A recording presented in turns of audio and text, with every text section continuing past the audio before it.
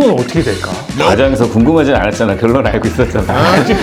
그러면 다 끝나면 남국민은 7, 8개제가 경합범이 돼가지고 재판을 받아야 될 수도 있어. 변호사가 안 될래 안 될 수가 없어. 크게 저지른 잘못이 많아가지고. 안녕하세요. 휴무법인 유한에 오신 것을 환영합니다. 1000원짜리 변호사 7, 8회 리뷰를 좀 해보겠습니다. 요즘에 굉장히 인기가 많더라고요. 시청률이 뭐 15%를 넘었다고 하는데 이전 내용이랑 완전 다른 과거 얘기, 분위기가 너무 다르더라고요.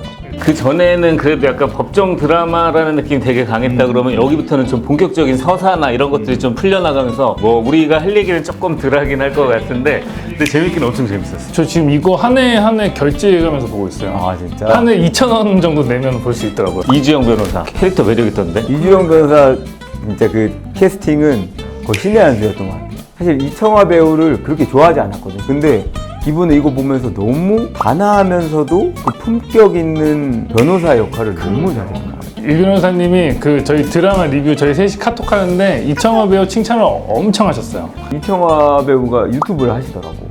그래서 거기 구독을 해가지고 저희 카톡방에 너무 열심히 해서 진짜 형수님이 적나라하게 다 봤으면 형수님이 이 새끼 뭐야 할 정도로 이 새끼 뭐야?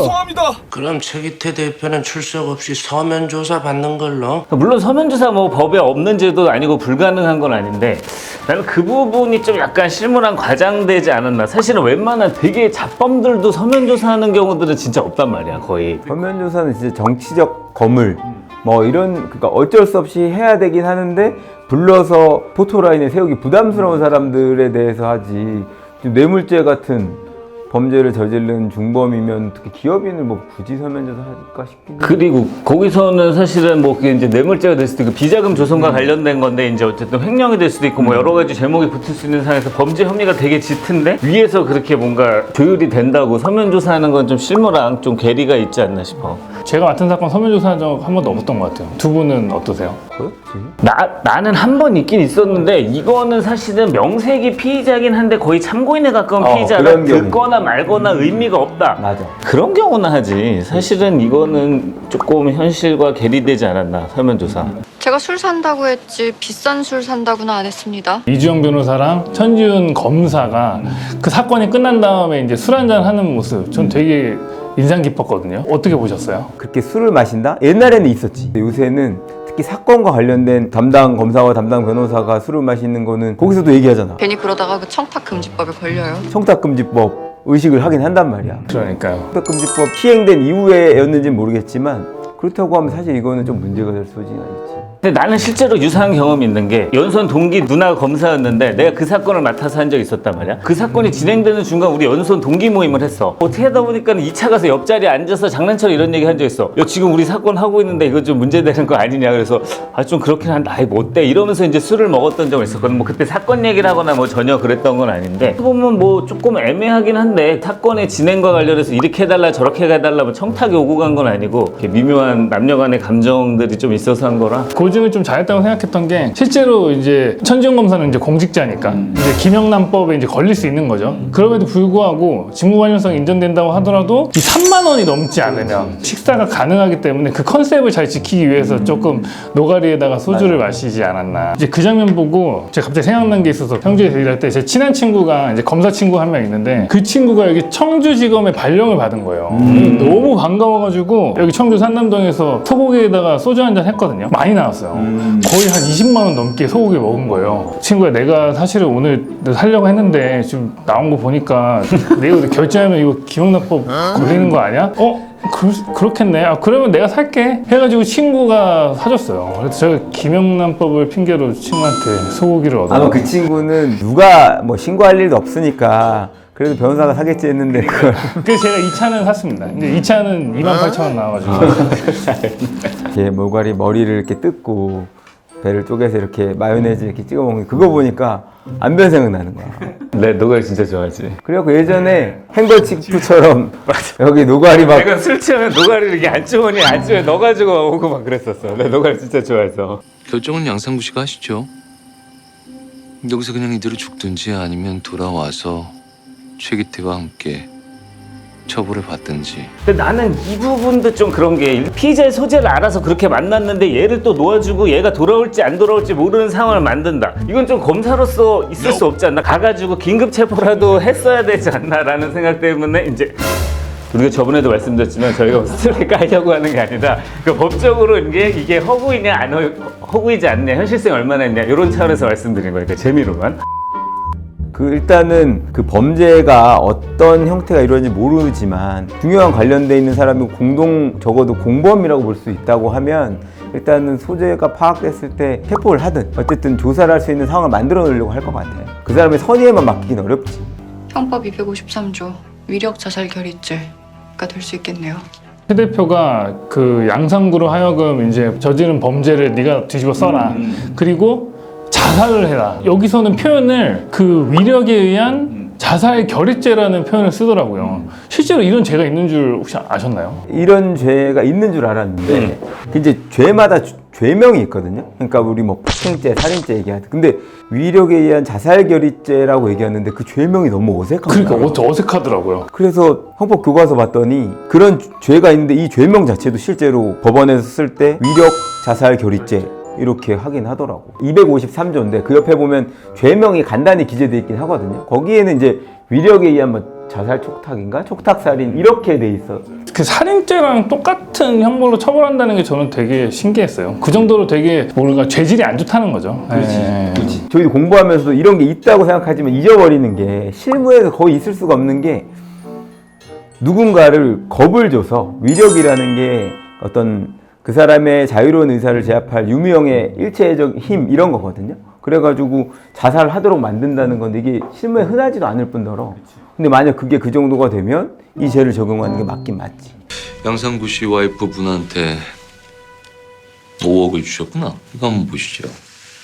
약속한 그 5억 원의 대가, 그 약속한 걸 지키지 않았단 말이죠. 약속 안 지켰으니까 5억 원 다시 내놔 라고 하면은 이건 어떻게 될까? 뭐 과정에서 궁금하진 않았잖아. 결론 알고 있었잖아. 설명을 해줘봐. 제가 할까요? 이게 민법에서 이런 조문이 하나 있습니다. 746조에서는 불법 원인 급여라고 해가지고 불법의 원인으로 인하여 재산을 급여하거나 노무를 제공한 때에는 그 이익에 반환을 청구하지 못한다. 옆에 계신 유 변호사님이 저한테 이제 얘기를 하시는 거예요. 영주야, 내가 좀 도박을 좀 하려고 하는데 좀 돈이 좀 부족하니까 나한테 1,000만 원만 빌려줘. 그래서 제가 도박 자금으로 돈을 빌리는 걸 알고 1,000만 원을 빌려줍니다. 근데 만약에 돈을 나한테 안 갚는다. 그러면 그걸 제가 유 변호사님한테 달라고 못 한다는 거예요, 이 조문은. 안 갚지 안 갚지. 우리 알기 때문에 안 갚지. 왜냐면은 너 이거 도박이라고 하면 형사처벌 대상이 되는 이건 불법인데 그걸 알고 네가 준 거 아니냐. 이렇게 불법에 용이하는 행위에 대해서는 국가에서 도와주지 않겠다. 그렇지. 약간 이런 취지에서 이거 금지하고 있는데 이거 불법의 대가 아닙니까? 이건 명백하게 그렇지. 그래서 아마 돌려받기는 어려울 것 같아. 지금 얘기한 것처럼 불법 원인 급여에 해당이 돼서 도박 자금, 뭐 마약과 관련된 밀수 자금 이런 것들은 법원에서 그 회수를 도와주지 않겠다 이런 취지이기 때문에 돌려받기는 어려울 것 같습니다. 그럼 결과적으로는 사실은 이제 양상군의 가족들은 좀 약간 땡 잡은 느낌이 있는 거지. 말만 잘하면 네가 사고 친 거 하나씩 까드리려고요. 너 지금 죄 저지른 거 보니까 이거 있고 이거 있고 이거 있어. 근데 너 이거 저지르면 내가 이거 없애줄게 라고 이렇게 하잖아.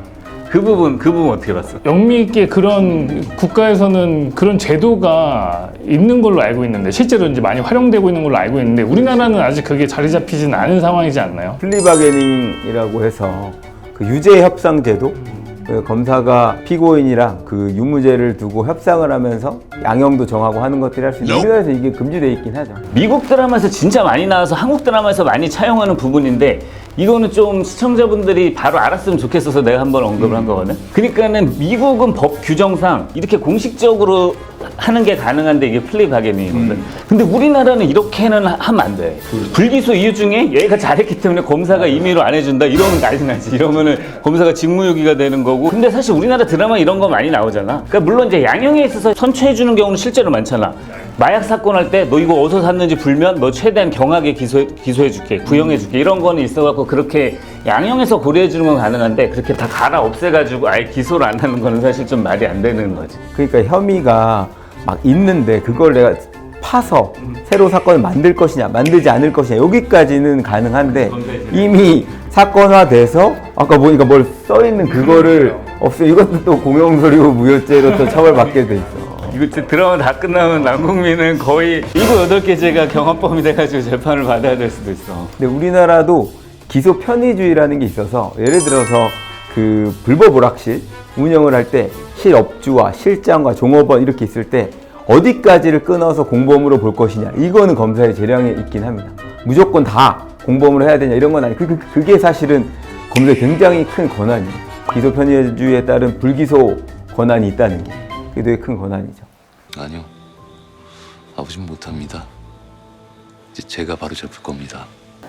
만약에 애초에 이제 그 뭐 성도 똑같고 실제로 이제 법적인 부모 자식 관계였으면 제 생각엔 혼외자 같은데 법적인 부모 자식 관계였으면 애초에 배당이 안 됐겠죠. 만약에 유 변호사님이 이제 그 청검사였어요. 선지훈 검사였다면은 이 사건 이거 어떻게 하셨을 것 같으세요? 부모님의 범죄라고 해도 일반인들이 법을 몰라서 잘못한 거 이런 것들이면 아예 수술 안 하겠다고 할 것 같은데 아버지가 검사고 그 TV에 나와서 정의로운 나라가 뭐 이러면서 정의를 바로 세워야 된다 이렇게 늘 얘기했던 분이 그런 잘못 저질렀다고 하면 나는 엄청 더 두드러 깠을 것 같아.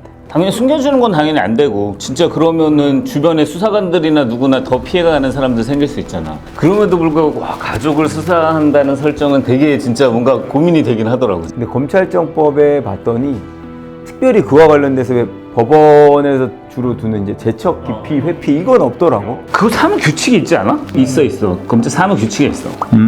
피의자나 피해자인 경우 피해자의 친족, 준하는 관계가 있었던 해야 한다 이때. 해야 한다고 돼 있구나. 아 이런 게 있네. 검찰 사건 사무 규칙. 여기 30조의 회피 규정이 있기 때문에 나중에 이게 드러나게 됐다. 그럼 또 징계 살린다. 변호사가 안 될래 안 될 수가 없어. 하도 저지른 잘못이 많아가지고. 뭉치뭉치 사고 뭉치. 저는 그 7, 8화 이전 버전은 좀 그 법적인 쟁점이 굉장히 집중해서 봤어.